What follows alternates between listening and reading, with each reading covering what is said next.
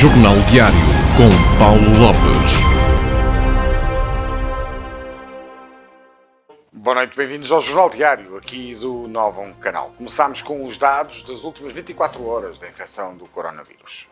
Segundo a Direção-Geral de Saúde, foram identificadas nas últimas 24 horas mais 6 vítimas mortais e 233 infectados em Portugal, elevando o número total de óbitos no país, desde o início da pandemia, para 1.668, e o número de casos confirmados para 47.051. Um incêndio deflagrou na zona industrial de Castelo de Paiva. Várias empresas integradas na zona industrial de Castelo de Paiva foram atingidas por um incêndio que deflagrou ao final da tarde desta segunda-feira, cerca das 18h38. Segundo conseguimos apurar, as chamas rodearam várias empresas do Centro de Apoio à Criação de Empresas do Val de Sousa, na zona industrial de Felgueiras, em Sobrado. Fonte dos bombeiros de Castelo de Paiva realçou que o incêndio terá deflagrado num pavilhão que alberga várias empresas, padaria, calçado e outras. A mesma fonte destacou que o incêndio se encontrava já confinado ao espaço do pavilhão por volta das 21 horas. No local encontraram-se os bombeiros de Castelo de Paiva e corporações de 3 distritos. Os empresários afetados desse incêndio, nessa zona industrial, pediram reunião com o secretário de Estado. Os empresários de Castelo de Paiva, cujas empresas situadas na zona industrial de Felgueiras foram destruídas esta segunda-feira pelas chamas, vão reunir já esta terça-feira com o secretário de Estado. Segundo fonte da Câmara de Castelo de Paiva, o encontro irá contar com a presença do Presidente da Câmara Municipal, Gonçalo Rocha, realiza-se nas novas instalações da Bradco e terá como objetivo encontrar soluções que permitam aos empresários afetados minimizar os estragos que estão ainda por contabilizar. Segundo a autarquia, todo o pavilhão que albergava as 6 unidades foi destruído pelas chamas, cujas unidades industriais davam emprego a mais de 500 pessoas. Ainda de acordo com a autarquia paivense, o fogo afetou as instalações do CAS do Val de Sousa e Baixo Tâmega, um nicho de empresas que integra uma panificadora, uma empresa de calçado, uma unidade de produção de braceletes para relógios e marroquinaria. As chamas destruíram também as salas de formação do Instituto de Emprego e Formação Profissional. Já o Centro de Atendimento do Instituto de Emprego e Formação não foi atingido. Além dos bombeiros de Castelo de Paiva no combate às chamas, estiveram corporações de 3 distritos. A inauguração do posto avançado dos bombeiros voluntários de Penafiel foi o mote do 19º aniversário de elevação de Vila, em Abragão. A inauguração do posto avançado dos bombeiros de Penafiel marcou 19 anos de elevação de Abragão a Vila, cerimónia que contou com a presença do Presidente da Câmara de Penafiel, Antonino de Sousa, os elementos que integram o Executivo Municipal, assim como os órgãos de Executivo e Assembleia de Freguesia. Ao Novo Canal, o Presidente da Junta de Freguesia de Abragão, José Manuel Sousa, realçou que este ano, devido à crise sanitária que está a afetar o país, apenas se procedeu à cerimónia protocolar das comemorações do 19º aniversário de elevação de Abragão à categoria de Vila e inauguração das novas instalações da secção avançada de Abragão dos Bombeiros Voluntários de Penafiel. O autarca realçou que no decorrer da cerimónia foram estabelecidas diretrizes essenciais para o rumo da vila. São 3 novos sacerdotes aqui da região do Val de Sousa que foram ordenados na Santa Sé da Catedral do Porto. 3 novos presbíteros da região do Val de Sousa, Felgueiras, Friamundo e Paredes, foram ordenados este domingo na Sé Catedral do Porto. Numa cerimónia presidida pelo Bispo Auxiliar do Porto, Vitorino Soares, natural de Penafiel, que esteve vários anos a presidir a paróquia de Castelões de Cepeda e da Madalena, em substituição do Bispo do Porto, Dom Manuel Linda, que está em isolamento profilático.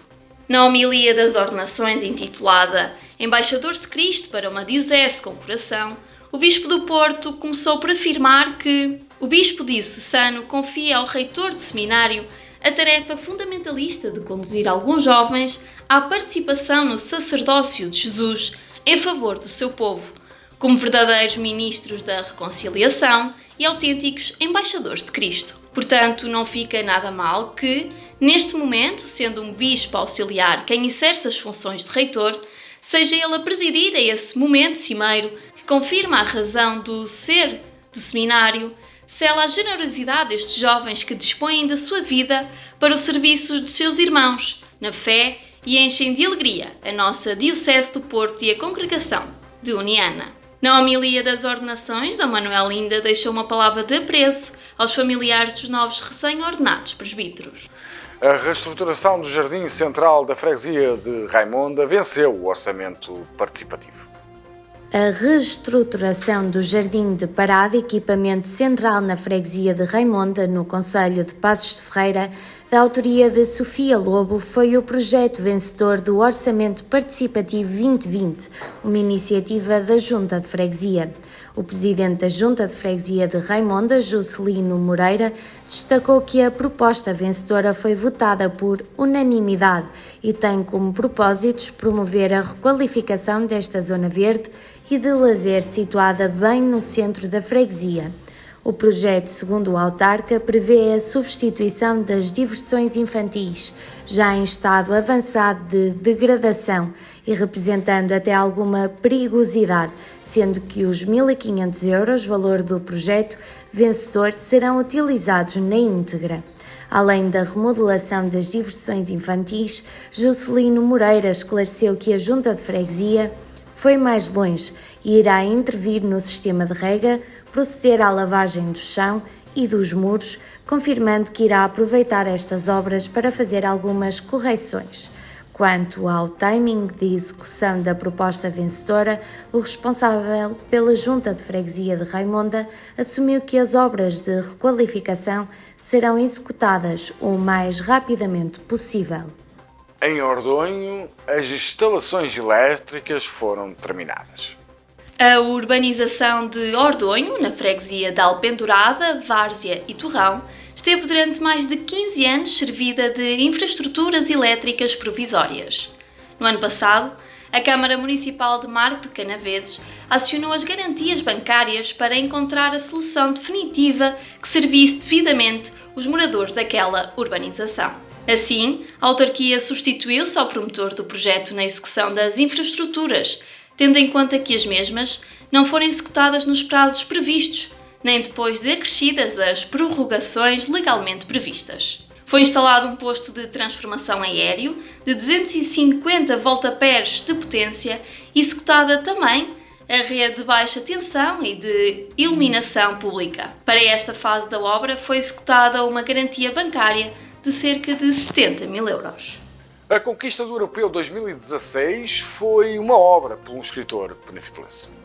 A conquista do último Campeonato da Europa por Portugal numa final disputada em Paris, frente à toda poderosa França, foi um mote inspirador para Nuno Nogueira Silva, escritor de Passo de Sousa, concelho de Penafiel, que irá apresentar online no dia 10 o seu mais recente trabalho, O Último Adepto. Ao Novo Canal, Nuno Nogueira Silva destacou que esta era uma obra que já estava há algum tempo na gaveta e que, apesar de todos os constrangimentos suscitados pela crise sanitária que o país está a viver, tinha que ser lançado neste timing. Sobre o feedback que espera obter com esta obra, Nuno Nogueira Silva manifestou esperar que os leitores percebam os temas que o personagem principal da obra transmite. Questionado sobre como se define como escritor, Nuno Nogueira Silva recordou que não é por escrever um livro que alguém se pode considerar um escritor. Francisco Assis foi eleito presidente do Conselho Social e Económico. Francisco Assis foi eleito na passada sexta-feira na Assembleia da República como presidente do Conselho Económico e Social, com 170 votos a favor, 53 votos em branco e 5 nulos. O lugar estrutural para a procura de consensos entre todos os agentes económicos e parceiros sociais, a sua escolha foi elogiada pelos principais partidos representados na Assembleia da República. Esteve no programa Data Vénia, do Novo Canal, no final de dezembro de 2019, onde tivemos o singular privilégio de o ter como convidado, abordando a lei dos partidos políticos, sendo também tema de conversa as eleições para o cargo de presidente da Distrital do PS Porto, que estão agendadas para o próximo dia 18 de julho. Desejamos a este amarantino as maiores venturas no exercício do seu mandato. A Câmara Municipal e a Federação Portuguesa de Ténis querem dar um novo impulso à modalidade em Baião.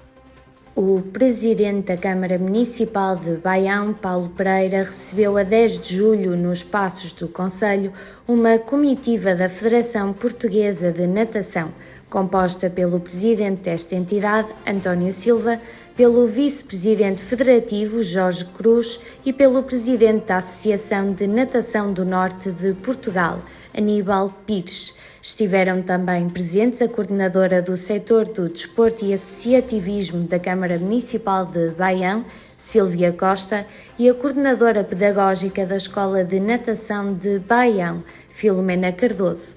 No encontro foi debatido o modo como as entidades podem colaborar no desenvolvimento da natação no concelho, nomeadamente por via do ciclo de programas de formação para o ciclo 2021-2024.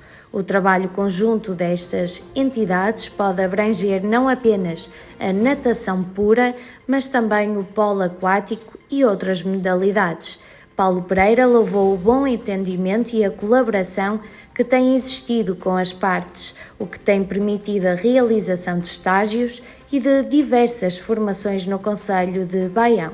O presidente da Federação Portuguesa de Natação destacou as boas condições que o concelho de Baião oferece para a prática de natação e de outras modalidades aquáticas e agradeceu a disponibilidade e entusiasmo que tem existido em Baião para colaborar com as entidades da área da natação.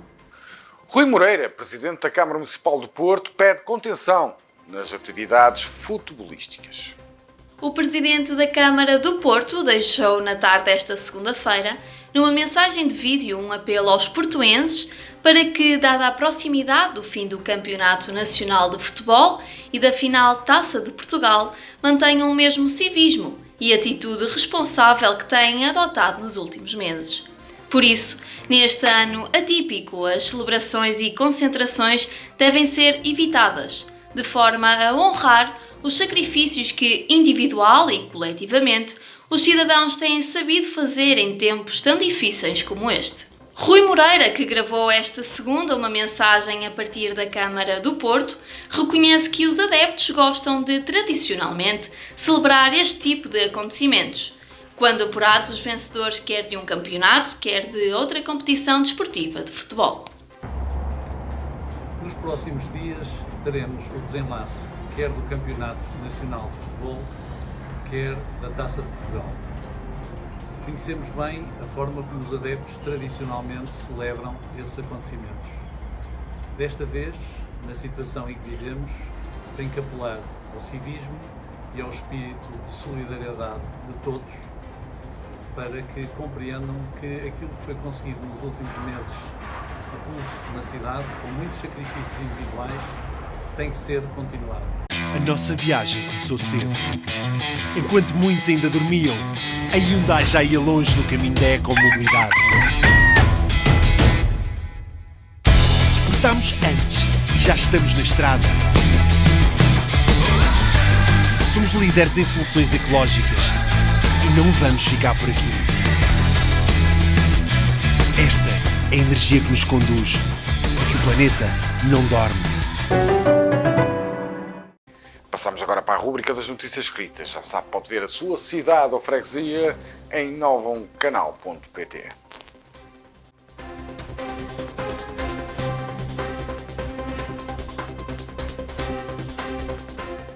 No dia 10 de julho, o Comando Territorial do Porto, através do Posto Territorial de Valongo, deteve um homem de 75 anos por violência doméstica na localidade de Valongo. No âmbito de uma denúncia a informar que uma mulher se encontrava gravemente ferida na via pública, os militares da Guarda deslocaram-se ao local, onde foi possível apurar que a vítima, uma mulher de 60 anos, tinha sido violentamente espancada pelo agressor, seu companheiro de 75 anos, que se colocou de imediato em fuga, tendo sido localizado no seguimento das diligências policiais, pelo que se procedeu à sua detenção. A vítima foi transportada em estado grave para uma unidade hospitalar para receber tratamentos. O detido com antecedentes criminais pelo mesmo tipo de crime, estando sujeito à medida de coação de proibição de contactos com a vítima por qualquer meio ou forma, foi presente a primeiro interrogatório judicial no dia 11 de julho, no Tribunal de Instrução Criminal do Porto, onde lhe foi aplicada a medida de coação de prisão preventiva. Tempo agora para a meteorologia nestes próximos 3 dias.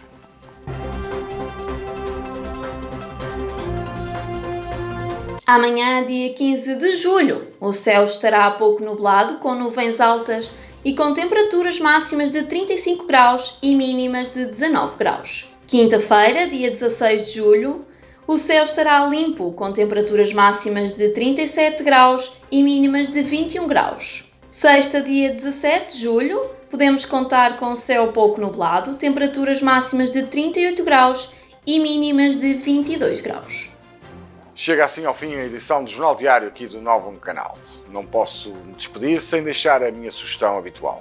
Esta noite é o programa de Dr. António Cunha, deputado pelo PSD do Porto, que nos traz a democracia em debate. Já sabe, pode ver e rever tudo em novocanal.pt.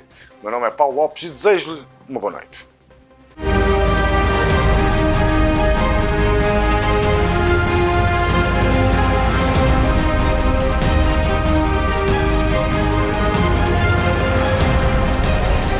Jornal Diário.